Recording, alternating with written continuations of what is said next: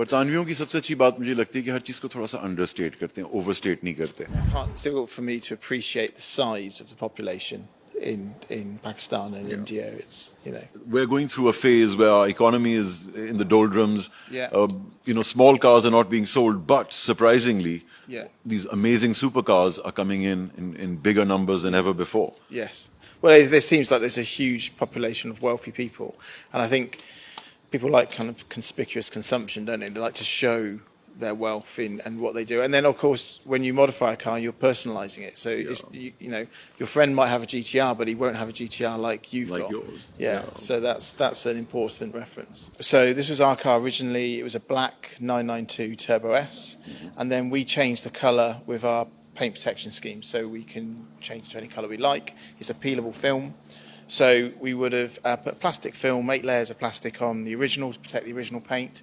To get more depth to the colour, we actually paint the car silver, and then it's a red ink lacquer that goes over the top. And depending on how much of that red you put on, depends on how red it is. Unfortunately, it's a bit of a dull day today, but when the sun comes out, you can see the difference in colour between the dark shades and the light where the colour hits it. It just makes it more interesting. How long did you keep it? I had it for 18 months, 2 years probably, something like that. Really? And Easy to live with?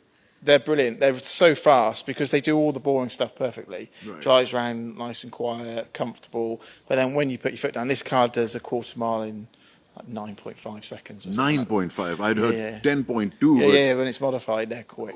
Modified, really quick. what sort of power levels are we talking?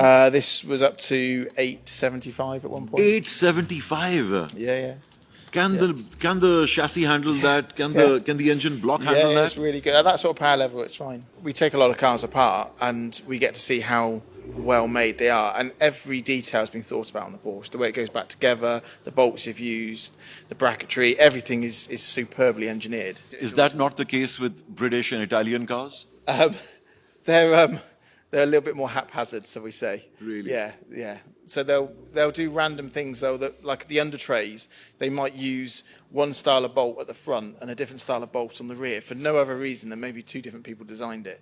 And so it's just stupid things like that, really. How come they've not come around to getting on top of these things? Well, I think a lot of these cars maybe are perfect in the CAD model when the engineer designs it, and then they actually put it into production and they might realise they need to do something slightly different, and it's maybe not as well thought out thereafter. It's just, you can tell, like on a Porsche, it's millimetre perfect. Everything fits correctly. There's a bracket, there's a hole, there's a bolt specifically to do the job, really? And this is extremely well made. Which is, I think, the best part of evolution rather than revolution. Yes, they can keep chipping away at it rather than, I don't know, we'll use McLaren as an example. They might produce a whole new model and then they're starting from scratch. Right.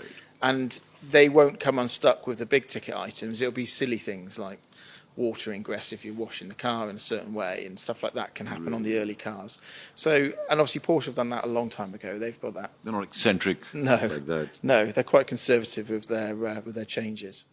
Is the GTR a reliable car? Is it a well-designed car, like you said the Porsches were? Very, very reliable. Really? Yeah, very reliable. They have problems, but then they're used. You've got to remember these cars are used enthusiastically. So, and some of them are getting quite old now. Right. So you're going to have wear and tear items, but if they're well looked after and people don't take liberties with them, then they're extremely reliable. Yeah. As I said before, we did our LM20 with 675 horsepower back in 2016-17. Right. We gave it a 3-year warranty. We have had no issues with those. They've been fantastic, still today. So if the modifications are done right, and a lot of thought and testing's gone into it, making numbers is quite easy. It's quite easy. Making it reliable, drive well is the bit that takes the time. Now, Ian has made quite a case for this M2 that he's worked on, taking it up to 600 horsepower. It's going to be the first Litchfield that I'll get to drive myself.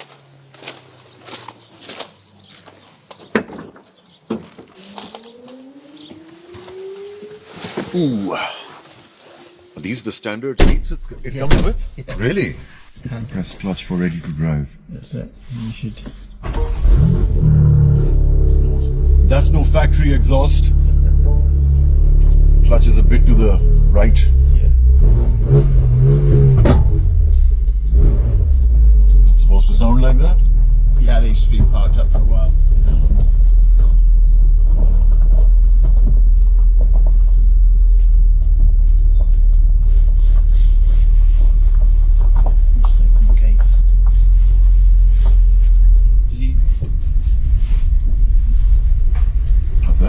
follow that road right. If you go in the Just like the old M5s, you know? Yeah. Warm it up gently. Yes. And once it gets up to temperature, give it the beans. The suspension is a bit hard, Yeah. you know, and British roads aren't the smoothest. This is a particularly bad bit of road as well, so it's a good opportunity to. Once you get a bit more speed to it, then it's a bit more fluid, and also they use the warm up as well. These cars, they lighten up with speed. Yeah.